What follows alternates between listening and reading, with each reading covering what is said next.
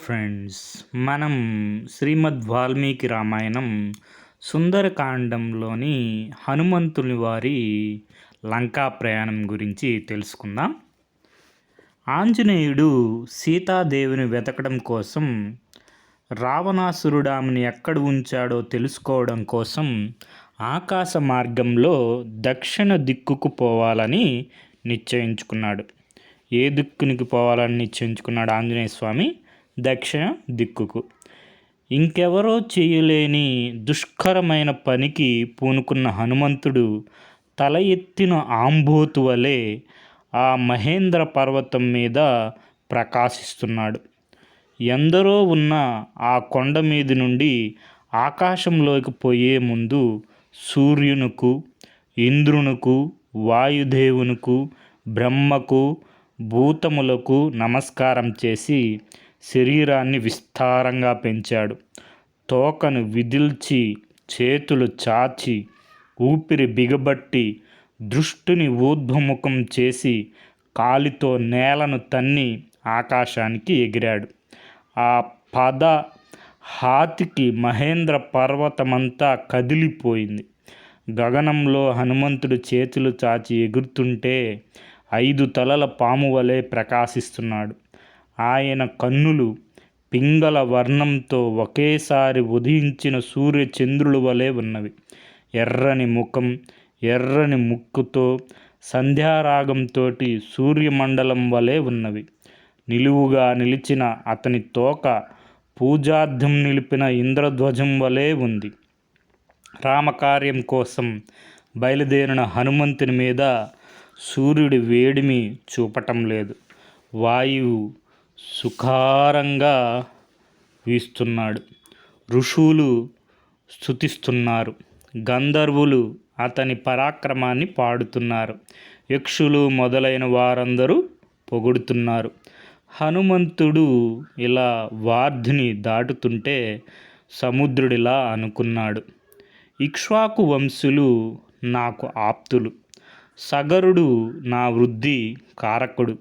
ఇతడికి కాసేపు విశ్రాంతి నుంచి సహాయం చేస్తే తర్వాతి ప్రయాణం సుఖంగా ఉంటుంది అనుకొని తనలో ఉన్న మైనాకుని పైకి వెళ్ళి అతనికి విశ్రాంతిని ఇవ్వవలసిందిగా కోరాడు. వెంటనే మైనాక పర్వతం బంగారు శిఖరాలతో ఆకాశానికి ఎగసింది.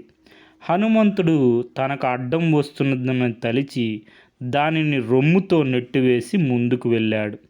అతని శక్తికి వేగానికి ప్రీతుడై మైనాకుడు, ఆంజనేయ, నీకు సహాయంగా విశ్రాంతి కోసం సముద్రుడు నన్ను పైకి లేవమన్నాడు. పూర్వం ఇంద్రుడు పర్వతాల రెక్కలను బంధిస్తుంటే వాయుదేవుడు నన్ను ఈ సముద్రంలోకి నెట్టి నా రెక్కలు పోకుండా కాపాడాడు. ఆయన కుమారుడువైన నీవు నా ఆతిథ్యం స్వీకరింప ప్రార్థన. అప్పుడు హనుమంతుల వారు, అయ్యా, మీ మాటల వల్ల సంతోషం కలిగింది. అయితే నేను త్వరగా సముద్రం దాటాలి కనుక వేరే భావించవద్దు అని ఆ కొండను చేతితో తాకి పైకెగిరి ప్రయాణం కొనసాగించాడు. మైనాకుడు హనుమంతుకి చేయదలిచిన సహాయం చూచి ఇంద్రుడు ఆ పర్వతంకు ఇక మీద తన వల్ల భయముండదని అభయమిచ్చాడు. దేవతలు హనుమంతుని బలాన్ని పరీక్షించమని నాగమాత సురస్సును కోరాను. ఎవరిని కోరారు? నాగమాత సురస్సును దేవతలు కోరారు. ఆమె అతనికి అడ్డంగా నిలిచి, దేవతలు నిన్ను నాకు ఆహారంగా ఇచ్చారు, నా నోట్లో ప్రవేశించు అని చెప్పారన్నమాట. హనుమంతుడు ఆమెకు నమస్కరించి, అమ్మా, నేను దశరథ పుత్రుడైన రాముని పని మీద వెళ్తున్నాను. రాముని భార్య సీతను రావణుడు అపహరించాడు. ఆమెను కనుక్కొని రామునికి చెప్పి అప్పుడు వచ్చి నీ నోట్లో వచ్చి పడతాను. ఇది నా ప్రతిజ్ఞ అన్నాడు. ఆమె ఒప్పుకోలేదు. నన్ను దాటిపోవడం ఎవరికీ సాధ్యం కాదని నాకు వరం ఉన్నది, బ్రహ్మగారు వరం ఉన్నది అని చెప్తుందన్నమాట. అని పెద్దగా నోరు తెరిచింది. ఆ నోరు 100 యోజనములు పొడవున్నది. హనుమంతుడు క్షణకాలంలో తన దేహాన్ని చాలా చిన్నది చేసి ఆమె నోట్లోకి ప్రవేశించి వెంటనే బయటకు వచ్చి, దాక్షాయిని, నీకు నమస్కారం. బ్రహ్మ నీకిచ్చిన వరం సత్యమైంది. నీ నోట్లోకి ప్రవేశించి వచ్చాను, నన్నింక పోనీయమ్మా అన్నాడు.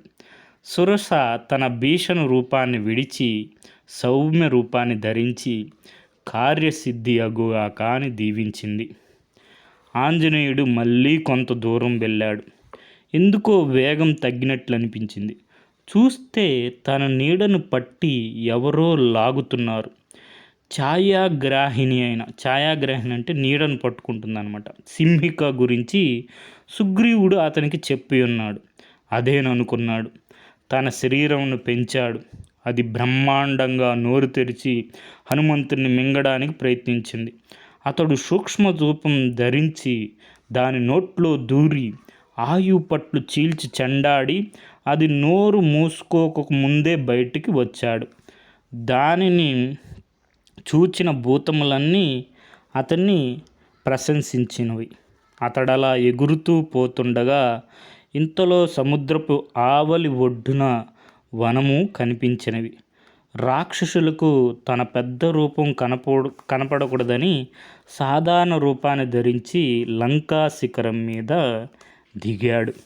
అక్కడి నుంచి చూస్తే లంకా నగరం అమరావతిలాగా కనిపిస్తుంది. హనుమంతుడు సముద్రుని దాటిన సంతోషమును దిగమింగి ఆలోచించాడు. నేను సముద్రము దాటాను.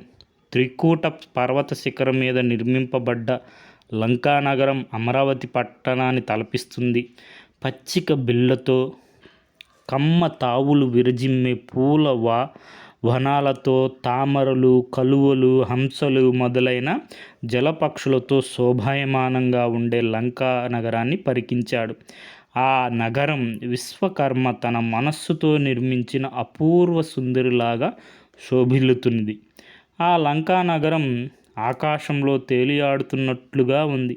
ఆహా, ఈ నగరాధీశుడైన రావణుని నిర్జించ మన తరమా అని ఆలోచనలో పడ్డాడు. ఇట్లా ఆలోచనతో ఆశ్చర్యంతో పోతూ ఉండగా లంకాది దేవత చూచింది. వెంటనే తన వికృతమైన నోటిని తెరిచి పెద్దగా వికటాట్టహాసం చేస్తూ హనుమంతునికి అడ్డంగా నిలిచి, ఓ వానర, ఎవరు నీవు? ఇక్కడికి ఎందుకు వచ్చావు? రావణుని సైనికులు కన్ను కప్పి ఎట్లా వచ్చావు? నీ ప్రాణాలు తీసే లోపలే నిజం చెప్పమని గర్జించింది. ఒక్కసారి లంకా నగరాన్ని చూసి వెళ్తానని హనుమంతుడు వినయంగా చెప్పాడు. దానికి ఆ లంకాది దేవత లంకిని అంగీకరించలేదు. పెద్దగా అరిచి తన చేత్తో హనుమంతుని కొట్టింది. దెబ్బతిన్న హనుమంతుడు కూడా తన ఎడమ చేతి పిడికిటితో ఆమెను కొట్టాడు.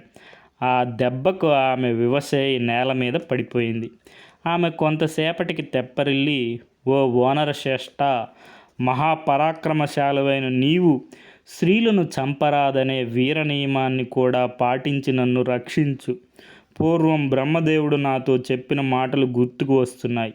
మహాపరాక్రమవంతుడైన వానరుడొకడు వచ్చి నన్ను జయించి వశం చేసుకున్నది మొదలు రాక్షసుల పతనం ప్రారంభమవుతుందని పలికాడు.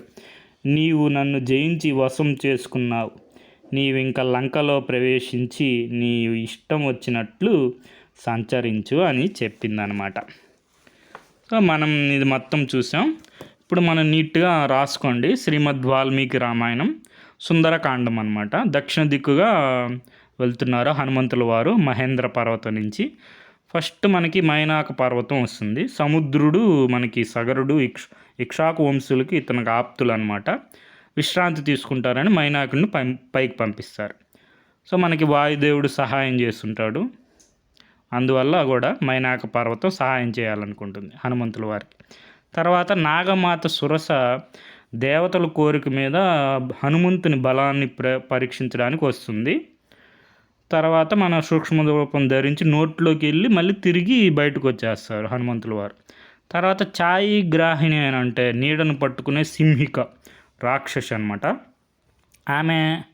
ఆమెను సూక్ష్మ రూపం ధరించి నోట్లో దూరి ఆయుపట్లు చీల్చి చెండాడి నోరు మూసుకునే లోపల బయటకు వచ్చేస్తారు హనుమంతుల వారు.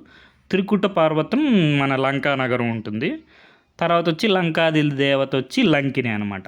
ఎడమ చేత్తో ఒక పిడికితో ఆమెని కొడతారు మన హనుమంతుల వారు. సో ఇది మొత్తం మనం చూసాం. దీనికి మూలం వచ్చి శ్రీమద్ వాల్మీకి రామాయణం సంకలనం అల్లాడి వాసుదేవన్ గారు. తర్వాత మనం ఒక క్వశ్చన్ చూద్దాం. ఇక్కడ ఒక మ్యాచ్ ద ఫాలోయింగ్ ఉంది. మనం సురస ఎవరేమి నాగమాత దేవతల కోరిక మీద హనుమంతుని బలాన్ని పరీక్షించడానికి వస్తుంది. అంటే ఏకి 2 ఉండే ఆప్షన్ ఒకటే ఉంది, బి ఆన్సర్. మిగతా కూడా చూద్దాం. సింహిక ఈమె ఎవరు? రాక్షసి, ఈమె ఛాయాగ్రహిణి, అంటే నీడను పట్టుకుంటుంది అనమాట. మైనాకం అనేది ఒక పర్వతం. మనకి ఇంద్రుడు పర్వతాల రెక్కలన్నింటినీ తెగ నరికేస్తూ ఉంటే వాయుదేవులు వారు సముద్రంలోకి నెట్టి మైనాయకుడిని కాపాడుతారనమాట. సో అతను లంకిని వచ్చి మనకు తెలుసు కదా, లంకాది దేవత, ఏమే గార్డియన్ ఆఫ్ లంకకి రక్షకురాలన్నమాట. సో అది మనకి answer. Okay friends, thank you for watching.